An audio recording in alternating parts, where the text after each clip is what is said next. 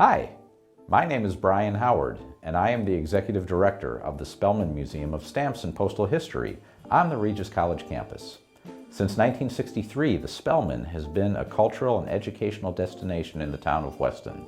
This is the September 2024 update.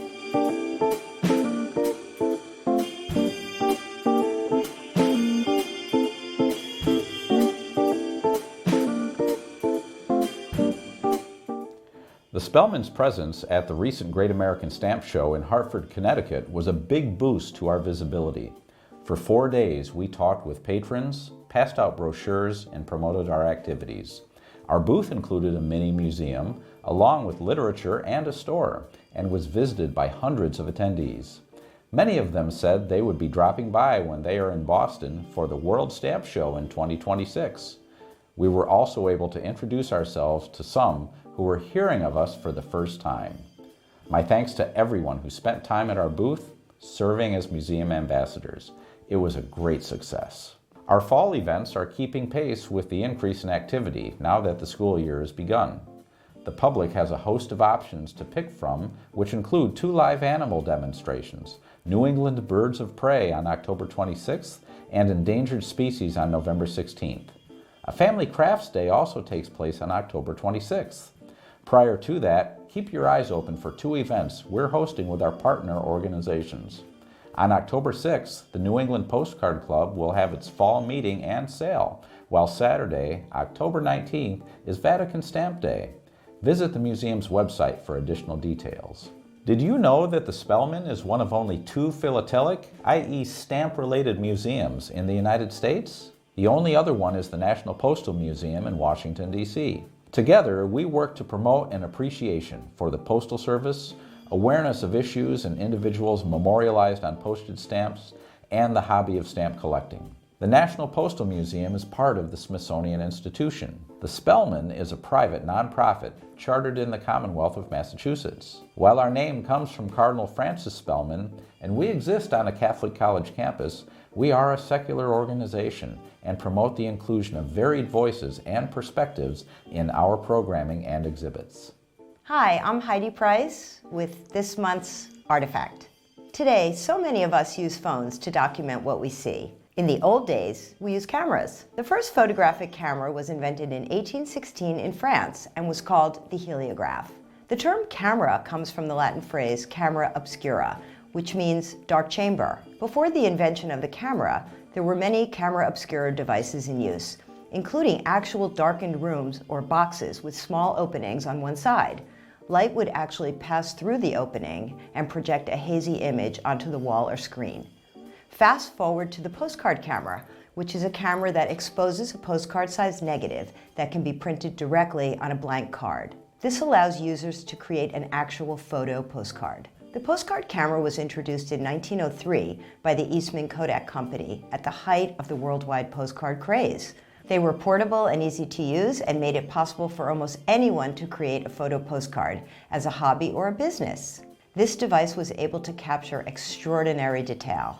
A 1914 version of the postcard camera featured a small trapdoor that, when opened, the photographer could write notes on the film's paper backing, which were literally transferred onto the film using carbon paper. Now, just a bit about postcards. The idea for the postcard originated in Germany in 1865. However, the Austrian government issued the first official postcard on October of 1869. Cards at that time were 3 1/4 by 4 3/4 inches, made of cardboard, and had a blank side for writing and printed address side. And they were such a success, selling 10 million copies in their first year, and many countries followed suit. Now, today's postcard qualifies for postage mail rates if no larger than 4 1/4 inches by 6, almost the same size as were introduced in Austria. At the Spellman, we love postcards, and we have plenty of them, which is why we cherish the postcard camera. Stop by and see us soon. We're closing today with Spellman Museum Treasurer Mike Lawson. Mike is a retired economics professor from Boston University and a former selectman in the town of Concord. He has a long affiliation with the Spellman and is also involved with the planning committee for the World Stamp Show taking place in Boston in 2026. Mike, welcome to the update. It's great to be here, Brian. All right.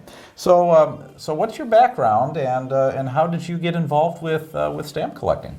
Well, I suspect I started when I was a kid, and then life kind of got in the way, and I didn't follow it through. And my mother passed away, and she was a stamp collector, and we taking care of her affairs, and we found all kinds of stamps and philatelic material, and I brought it home with me, and lo and behold, I couldn't figure out what some of the stuff was. So I found out there was a stamp museum in Weston, and went up there with the stamps and worked with the librarian and the curator to identify them. And the next thing you know, I was volunteering, and then I became a trustee and a treasurer. All right. So you're also involved in the museum's administration, not only as the treasurer, but you're also corporator for the museum, corporation president.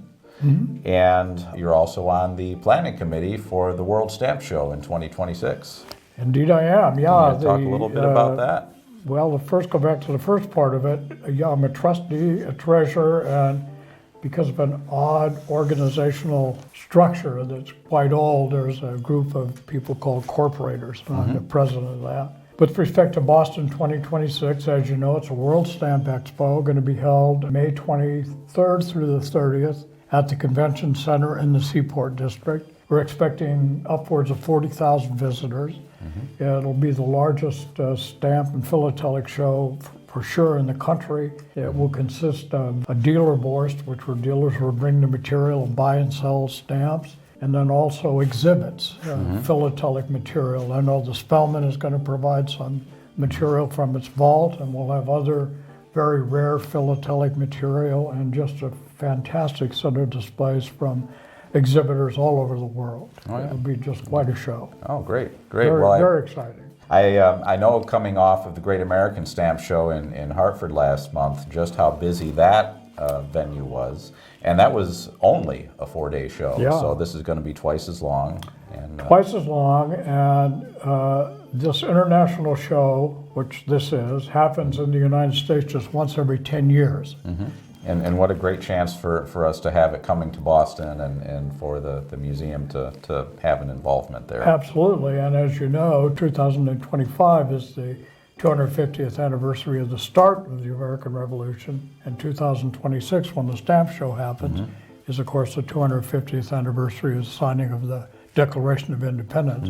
So there'll be a lot of activities around and connected to these events. I know that in addition to the exhibits that you guys will be putting together, we will have some of our experts at the show that'll be doing evaluations of philatelic material for anybody that wants to bring them. It should be quite an event. And getting back to the museum and some of the activities that we do for the public, there's a lot of things that we do between evaluations, exhibits, public programming, research opportunities. In your view, do you see any one particular aspect of the museum as being a primary activity, or what's your perspective of what the museum brings to the community? I think the museum has a couple of very primary things that it has to do. First, is, as you've said in your earlier remarks, it is part of a museum structure in the country with the Smithsonian and the National Postal Museum. So we have a responsibility to collect and preserve important philatelic material. And so we do that. We have curators, as you know, and they look after the material. But to do that, it really doesn't have a great public face. So the other part of our mission is to provide an opportunity for either collectors like me or folks who really don't know much about stamps to understand the importance that stamps and postal history has had in explaining the history of not only our country, but of the world. Sure. You know, we're all pulling in the same direction, and that's for the benefit of the public and the stamp collecting community, and for the citizens of the Metro West. So, anything else you'd like to share?